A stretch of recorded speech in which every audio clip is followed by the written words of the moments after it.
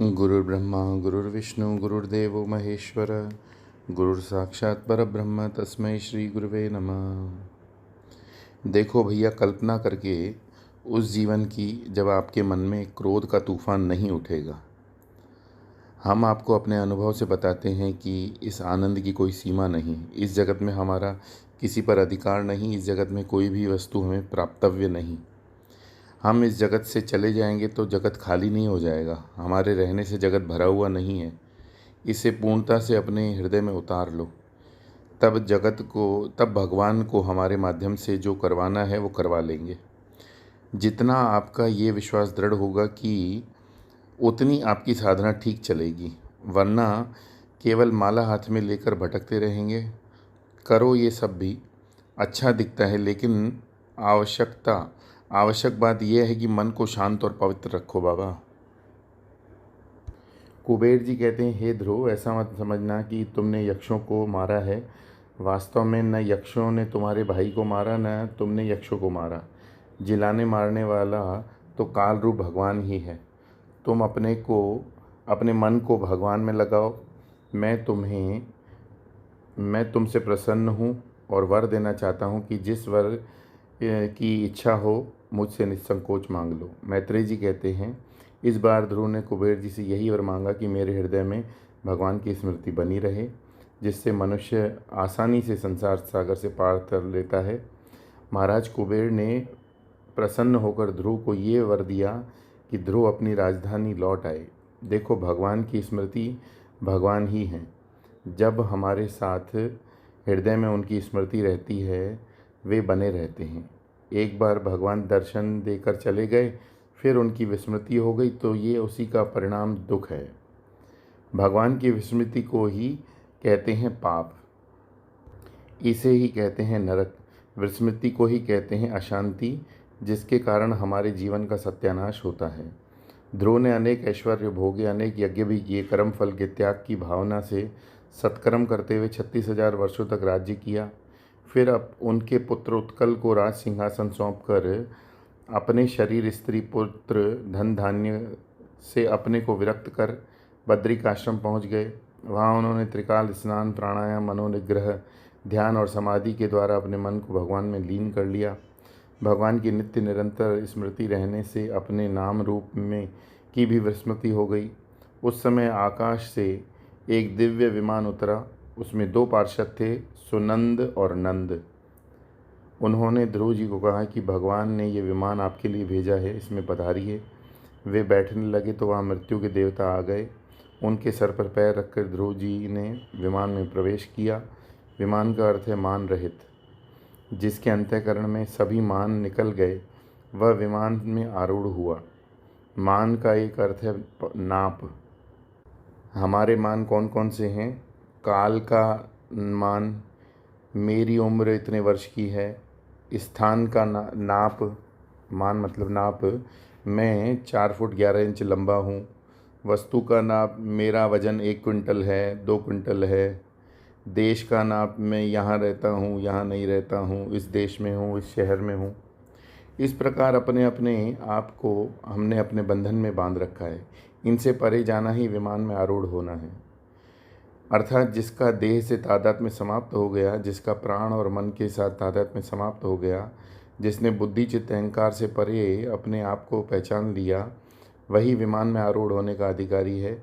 ऐसा जो भक्त है वो मृत्यु के भी ऊपर विराजमान होता है, उनका दास नहीं बनता। विमान पर बैठकर ध्रुव जा रहे थे तो उन्हें अपनी माँ की याद आई। तब पार्षदों ने उनसे कहा, महाराज देखो, आपकी माता तो दूसरे विमान में बैठकर आपसे आगे जा रही हैं।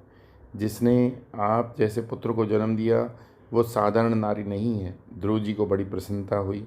सभी देवताओं ने उन पर फूल की वर्षा की। इस प्रकार ध्रुव जी सबसे ऊपर भगवान के नित्य धाम में पहुंच गए। उस समय प्रचेताओं की यज्ञशाला में वीणा बजाकर ध्रुव जी की प्रशंसा करते हुए नारद जी ने कहा कि ध्रुव ने जो अद्भुत परम शक्ति प्राप्त की, उसे वेदादि मुनिगण भी नहीं पा सकते। राजाओं की तो बात ही क्या है। यह ध्रुव 5 वर्ष की आयु में सौतेली माता के दुर्वचनों से दुखी होकर वन चला गया था। वहाँ मेरे उपदेश के अनुसार तपस्या कर बहुत जल्दी ही भगवान को प्रसन्न कर लिया। आज उसने ये सर्वोच्च स्थान प्राप्त कर लिया जिसे दूसरा न पा सकेगा। अंत में मैत्रेय जी ध्रुव चरित्र की फलश्रुति बताते हैं कि इसे कहने सुनने वाले के दुख दूर होते हैं, भक्ति प्राप्त होती है, भगवान उस पर असीम कृपा करते हैं। हमें जीवन में जो कुछ प्राप्त हुआ है उसमें किसी न किसी की कृपा होती है। सबसे पहले ईश्वर कृपा, जिससे वैराग्य आता है और सत्संग में आनंद आने लगता है, तब हम साधु संतों के पास जाने लगते हैं। दूसरी होती है शास्त्र कृपा, जिससे हम शास्त्रों के श्रवण मनन निधिध्यासन के द्वारा जीव जगत ईश्वर के बारे में ज्ञान करते हैं। तीसरी होती है गुरु, यानी हमसे बड़े हमारे माता पिता गुरु, जिनसे हमें जीवन में बहुत कुछ सीखने को मिला। चौथी और सबसे कठिन और आत्मकृपा, हम पर ईश्वर कृपा करते हैं। गुरु महाराज माता पिता ही कृपा करते हैं, लेकिन हम स्वयं अपने के दुश्मन बने हुए हैं। उद्धरेदात्मनात्मानो नात्माने अवसादेत आत्मैव आत्मनो बंधुरात्मैव रिपुरात्मनः। हम अपने के ही दुश्मन हैं।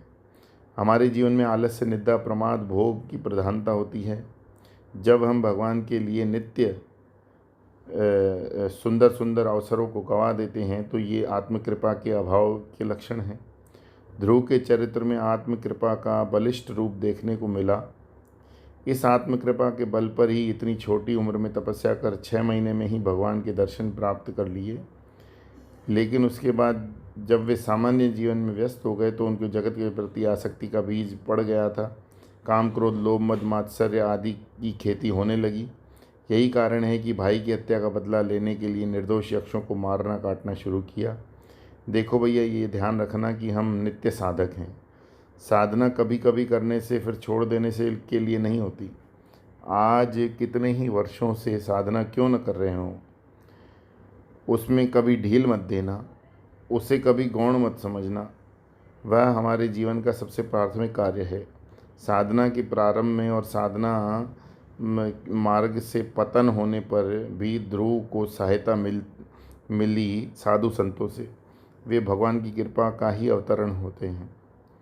अतः जीवन में जब बिना प्रयत्न के साधु संतों का पदार्पण हो जाए तो समझ लेना कि ये भगवान की कृपा है। हमें सचेत करने के लिए अब हम जागृत हो जाएं। ध्रुव ने अपने पितामह की बात सुनी, मानी, उन पर अमल किया, उनका पूरा जीवन बदल गया। बरसात में जगह जगह कुकुरमुत्ते उग आते हैं। कल तक वहाँ कुछ नहीं था, वहाँ आज एक बड़ा सा कुकुरमुत्ता दिखाई दिया, लेकिन उसमें ताकत कुछ नहीं होती। हाथ से जरा सा मसल डालो तो नष्ट हो जाएगा। इसी प्रकार जो प्राप्ति में बड़ी अल्प अवधि हो जाती है, उसका प्रभाव टिकता नहीं। आध्यात्मिक साधना लंबे समय तक धीरे धीरे चलती है, तब जाकर उसमें निष्ठा प्राप्त होती है। जिन व्यक्तियों के जीवन में आध्यात्मिक प्रगति का अभाव दिखाई देता है, उसका कारण यही है कि उन्हें लगता है कि सप्ताह में एक दिन मंदिर चले गए, कभी कभार किसी संत का सत्संग प्रवचन सुन लिया, हो जाएगा उद्धार। अपने जीवन में नित्य नियम से योग मात्रा में साधना चलनी चाहिए। इन सारी बातों को समझाने के लिए भागवत पुराण में ध्रुव चरित्र है। ध्रुव चरित्र में केवल इतनी सी बात है, नहीं देखनी चाहिए कि उनको 6 महीने में भगवान के दर्शन हो गए। हमें ध्रुव चरित्र की निम्न बातों सीख कर उनकी जीवन में उतारना चाहिए। पहली बात, आध्यात्मिक साधना प्रतिक्रिया के रूप में आरंभ न हो। दूसरी बात, आध्यात्मिक साधना तात्पर्य है देहात्म भाव से ऊपर उठकर जीवात्म भाव को भी समाप्त करना है। तीसरी बात, सापेक्षता के जगत में एक भी समस्या ऐसी नहीं जिसका पूर्ण समाधान संभव हो। भगवान ने दुनिया में डॉक्टर का निर्माण किया है तो रोगी का निर्माण होगा, तो उनकी ही जिम्मेदारी है। इस जगत को समझाने का एक ही तरीका है, ये दुनिया श्री कृष्ण लीला है। लीला में सभी तरह के पात्र चाहिए, सभी पात्र अच्छे अच्छे हों, लीला में रस नहीं आएगा। खाने में केवल रसगुल्ला रहे तो क्या मज़ा आएगा?